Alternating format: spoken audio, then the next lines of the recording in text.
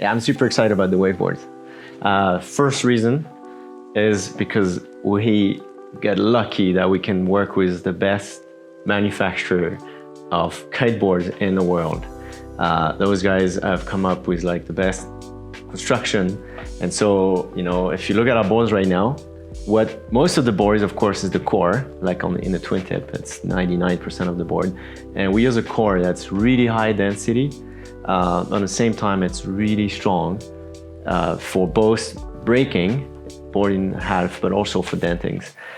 It's built with a U stringer in it, which means there's a stringer that has that shape if you look at the board along the length. So it's really awesome for strength for the board.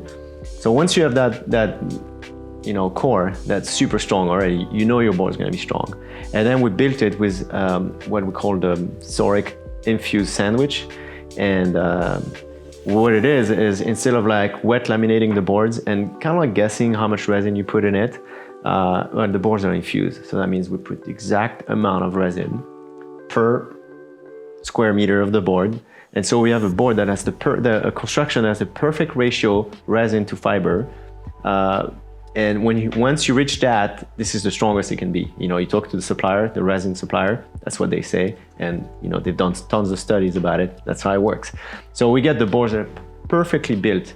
And the way they built with infusion, it means that the board is built in one stage. So everything fused together really nicely. The rails are much stronger than any rails you can ever get on any surfboard, any you know, wet layup construction. You can drop the board on the floor. It's so much stronger than any other board.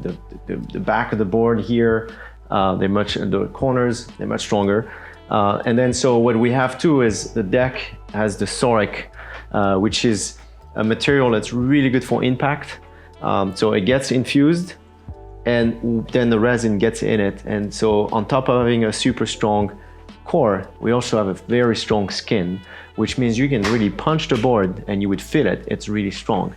But the beauty on the same time of this core is that we don't have to have a lot of sandwich on deck and bottom, a lot of layers, which would make for a board that becomes really stiff. So you keep kind of like the flex of a high performance surfboard, while on the same time you're as strong as what a hardcore kite surfer needs, you know, which means a lot of landing, a lot of load. So it's gonna hold that, but at the same time you have that flex.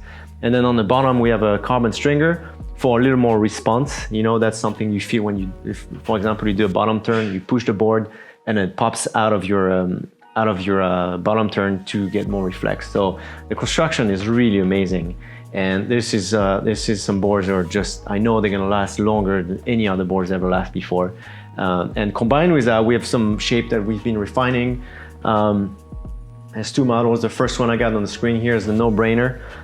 You know, NoBrainer, I think the name speaks for itself. To me, it's the one board you ever need for most conditions, whether you're riding strapless on flat water, doing jumps, or you're riding some waves. Of course, if you get in really big waves, you're gonna want a more shapy, a more surfy shape. That's, you know, the NoBrainer is a noseless board. You can see it here, where it comes in a 5.2 and a 5.0. And you can see in the outline that it's quite straight here in the back. And the reason for that straightness is so you get some really high stability when you're riding. You get locked in that position and you go through the chop really easily. And the board is not bouncing around. It's very stable, kind of like almost like a twin tip board would be. But then you have a real surf rail. So when you try to load to surf waves, you have some support and you get a board that surfs really well. And then what's really cool about this board that, you know, no other board really has is the rocker line we have. You can see there's pretty much two rockers. There's a step here.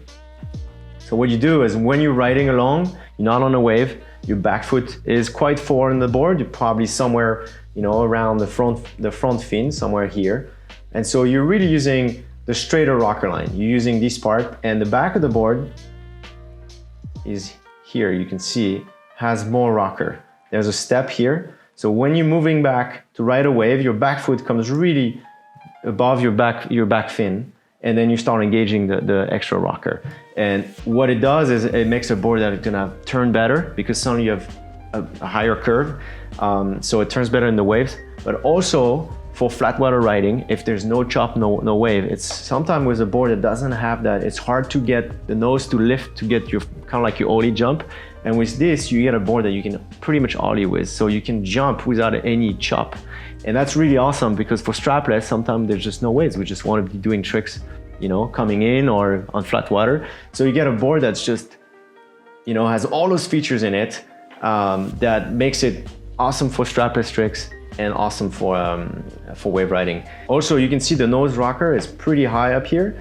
And the concept behind that is both when you ride waves, you don't want to be purling when you do a turn on a steep wave, but also when you do tricks and you land on your nose, if there's enough rocker here, then you can have your fin riding up and they're not going to be catching, so you can kind of ride backward quite easy on the board. So it really, the board has all those features that you're looking for in a strapless board for both tricks and wave riding up to a certain size of wave.